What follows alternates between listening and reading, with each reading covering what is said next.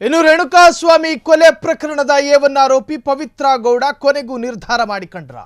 ಹಾಗಾದ್ರೆ ಪವಿತ್ರ ಗೌಡಳ ನಿರ್ಧಾರಗಳೇನು? ಕೊನೆಗೂ ಪವಿತ್ರ ಗೌಡ ನಿರ್ಧಾರ ಮಾಡಿಕೊಂಡ ವಿಚಾರಗಳೇನು? ಪವಿತ್ರ ನಿರ್ಧಾರದಿಂದ ವಿಜಯಲಕ್ಷ್ಮಿ ಫುಲ್ ಖುಷಿಯಾಗಿದ್ದಾರೆ. ಹಾಗಾದ್ರೆ ಏನದು? ದರ್ಶನ್ ಈ ಪರಿ ಕಷ್ಟ ಅನುಭವಿಸಲು ಪವಿತ್ರಾಳೆ ಕಾರಣ. ಸಾಲು ಸಾಲು ಕಷ್ಟ ಅನುಭವಿಸಲು ಪವಿತ್ರ ನಿರ್ಧಾರಗಳೇ ಕಾರಣ. ಸಾಲು ಸಾಲು ಕಷ್ಟ ಅನುಭವಿಸಿದ್ದು ಪವಿತ್ರಾಳಿಂದ ದರ್ಶನ್ ನೆಮ್ಮದಿಗೆ ಕೊಳ್ಳಿ ಇಟ್ಟಿದ್ದೇ ಇದೆ ಪವಿತ್ರ. ಸೋಷಿಯಲ್ ಮೀಡಿಯಾದಲ್ಲಿ ಈ ಥರ ಮಾತುಗಳು ಕೇಳಿ ಬರ್ತಾಲೇ ಇತ್ತು. ಈಗ ಇದಕ್ಕೆ ರೋಸಿ ಹೋದ ಪವಿತ್ರ ಕೊನೆಗೂ ಆ ನಿರ್ಧಾರವನ್ನ ಮಾಡಿಬಿಟ್ರು.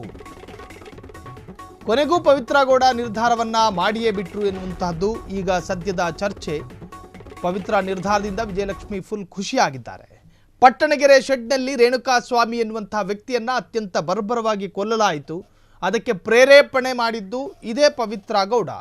ಪವಿತ್ರ ಗೌಡಳ ಮಾತನ್ನ ಕೇಳಿಯೇ ರೇಣುಕಾಸ್ವಾಮಿಯನ್ನ ಕೊಲೆ ಮಾಡಲಾಯಿತು ಎನ್ನುವಂಥ ಗಂಭೀರ ಆರೋಪ. ಆ ಆರೋಪದಲ್ಲಿ ಈಕೆಯೂ ಜೈಲಿಗೆ ಹೋಗಿದ್ರು ಮತ್ತು ನಟ ದರ್ಶನ್ ಕೂಡ ಜೈಲಿಗೆ ಹೋಗಿದ್ರು. ಸೊ ಜೈಲಿಗೆ ಹೋಗಿ ಮಧ್ಯಂತರ ಜಾಮೀನಿನ ಮೇಲೆ ಹೊರಗೆ ಬಂದು ಈಗ ಅವರವರ ಪಾಡ್ನಲ್ಲಿದ್ದಾರೆ.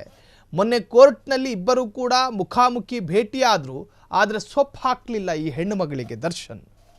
ವಿಜಯಲಕ್ಷ್ಮಿಯ ನೋವನ್ನು ಅರಿತು ವಿಜಯಲಕ್ಷ್ಮಿಯನ್ನ ಬೇಜಾರು ಮಾಡಿಸಬಾರ್ದು ಎನ್ನುವಂಥ ನಿರ್ಧಾರಕ್ಕೆ ನಟ ದರ್ಶನ್ ಬಂದ್ರ.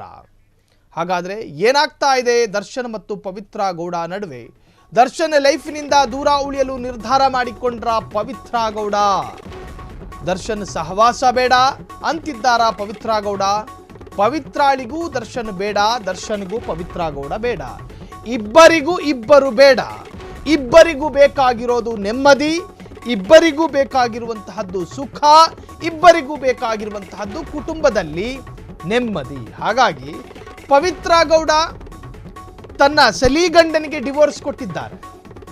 ಈಗ ಆಕೆಯು, ಆಕೆಯ ಮಗಳು ಮತ್ತು ಆಕೆಯ ತಾಯಿ ಮತ್ತು ವೈರಲ್ ಆದ ಆಕೆಯ ತಮ್ಮ ಇವರ ಜೊತೆ ನೆಮ್ಮದಿಯಾಗಿದ್ದಾರೆ. ರಾಜರಾಜೇಶ್ವರಿ ನಗರದಲ್ಲಿ ಒಂದು ಸ್ಟುಡಿಯೋ ಕೂಡ ಇದೆ.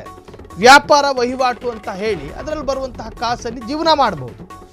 ದರ್ಶನ್ ಕೂಡ ಹೆಂಡತಿ ಇದ್ದಾರೆ, ಮುದ್ದಾದ ಮಗ ಇದ್ದಾನೆ, ಒಳ್ಳೆಯ ಹೆಸರಿದೆ, ನೇಮು ಇದೆ, ಫ್ರೇಮು ಇದೆ, ಸಿನಿಮಾಗಳು ಕೂಡ ಕೈಯಲ್ಲಿದೆ. ಬೇಜಾರಾದರೆ ಮೈಸೂರಿಗೆ ಹೋಗ್ಬೋದು, ಫಾರ್ಮ್ ಹೌಸ್ನಲ್ಲಿ ಕುದುರೆ ಜೊತೆ ಆಟ ಆಡಬಹುದು.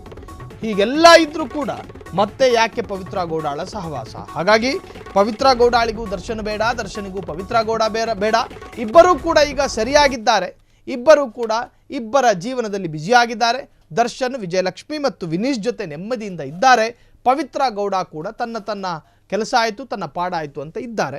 ಮುಂದೆ ಇದು ಯಾವ ತಿರುವನ್ನು ಪಡೆದುಕೊಳ್ಳುತ್ತೆ ಎನ್ನುವಂಥದ್ದೇ ಕಾತರ. ಪವಿತ್ರ ಗೌಡಳಿಗೆ ಏನಾದರೂ ಗ್ರಹಚಾರ ಕೆಟ್ಟಿ ದರ್ಶನ್ ನೆನಪಾಗಿ ದರ್ಶನಿಗೆ ಫೋನ್ ಮಾಡಿ ಇನ್ನು ಈ ಮನುಷ್ಯನಿಗೆ ಏನಾದರೂ ಇವಳು ನೆನಪಾಗಿ ಅಲ್ಲಿಗೆ ಹೋಗಿ ಮತ್ತೊಂದು ಕಚ್ಚಾಟ ಆಗುವ ಮೊದಲು ಇಬ್ಬರೂ ಕೂಡ ಸರಿಯಾಗಲಿ ಎನ್ನುವಂತಹದ್ದೇ ನಟ ದರ್ಶನ್ ಫ್ಯಾನ್ಸ್ಗಳ ಕೋರಿಕೆ ಮತ್ತು ಫ್ರೀಡಮ್ ಟಿವಿಯ ಆಶಯ ಕೂಡ ಅದೇ.